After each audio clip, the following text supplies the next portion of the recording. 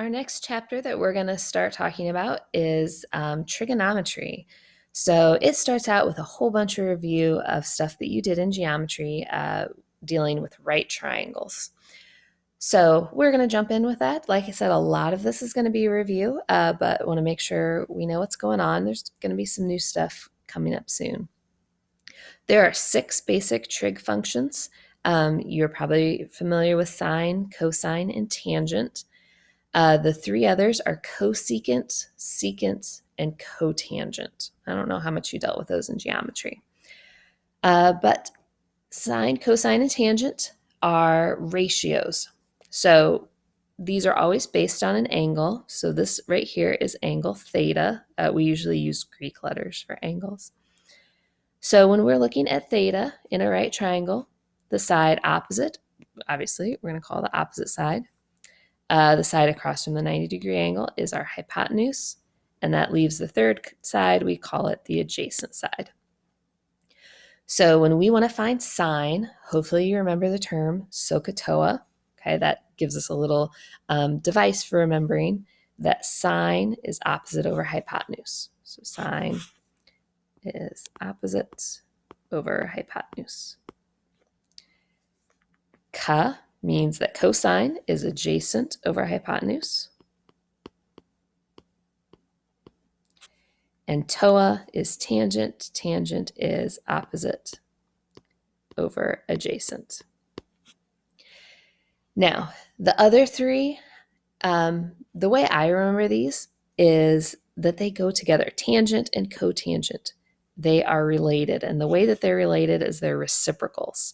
So if tangent is opposite over adjacent, cotangent is adjacent over opposite. Okay, so just flip it over. Cosine and secant go together. So cosine is adjacent over hypotenuse. So secant is hypotenuse over adjacent.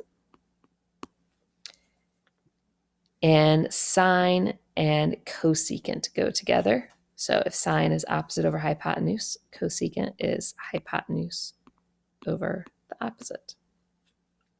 Okay, now the way I remember these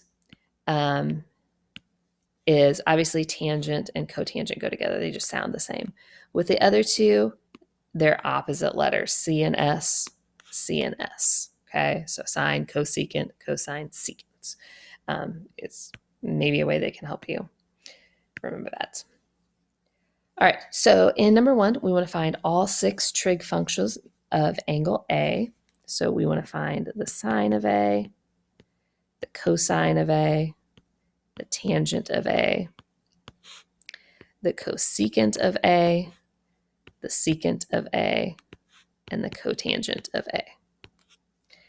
All right, so obviously this is angle A. I'm going to go ahead and label these sides. 8 is opposite. Clearly this is the hypotenuse. That makes 15 the adjacent.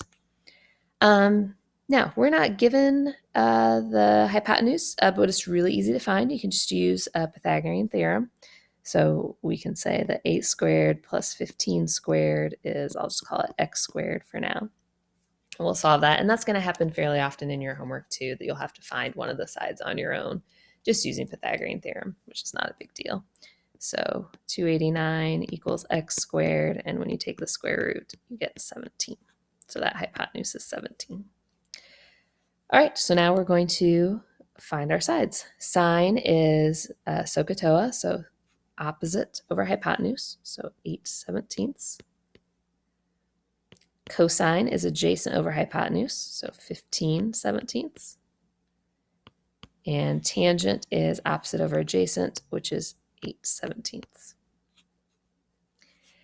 To find cosecant, it is just, remember sine and cosecant go together, so we just have to flip that over. So 17/8. Cosine and secant go together, so just flip that over, 17/15. And cotangent is a reciprocal of tangent, so 17/8. So those are our 6 trig functions, and hopefully that's pretty familiar. Now, this next section just kind of reiterates that sine and cosecant are reciprocals. So if you have sine, cosecant is the reciprocal of it, or 1 over cosecant, and cosecant is 1 over sine. We're going to come back to these next week, do a little bit more with them. Cosine and secant are reciprocals, so cosine is 1 over secant, and secant is 1 over cosine, and tangent is 1 over cotangent, and cotangent is 1 over tangent. Okay, so very similar type problem. We are given that the sine of b is 5/8, and we want to find the other 5 trig functions. So we know that sine of b is 5/8. We want to find the cosine of b, the tangent of b, the cosecant of b, the secant of b, and the cotangent of b. Now, cosecant should be really easy because it's just the reciprocal of sine. So cosecant is just going to be 8/5. That was the easy one. Now, for the other four, we're going to need a triangle. So let's draw this triangle. We don't know a lot what it looks like. Oh, wow, except it's a right triangle.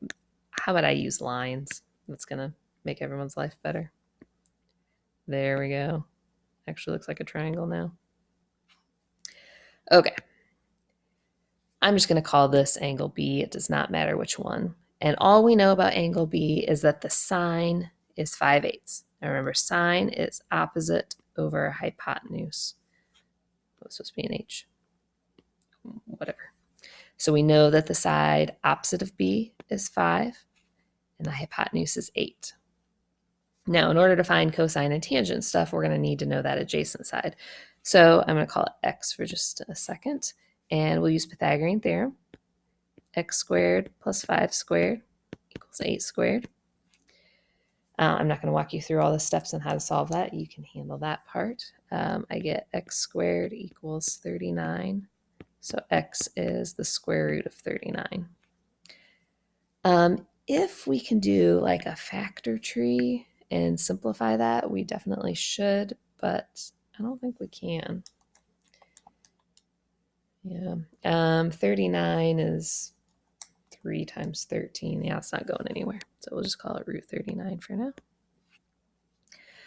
All right, so again, if you want to label these sides, not a bad idea. Here's the opposite side, here's the hypotenuse, and here's the adjacent.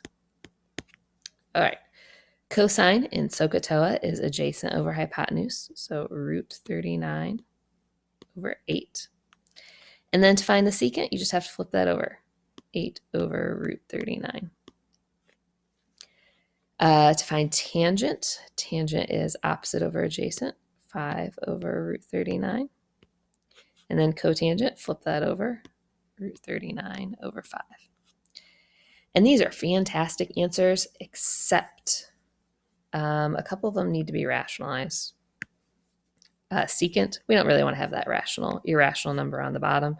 So we should multiply top and bottom by root 39. And the same thing with tangent. We should rationalize this as well. So when we do that, then the tangent turns out to be 5 root 39 over 39.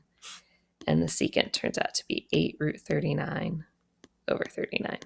So do make sure that you rationalize them. Not all of them will need that. We'll talk more about special right triangles in the next video.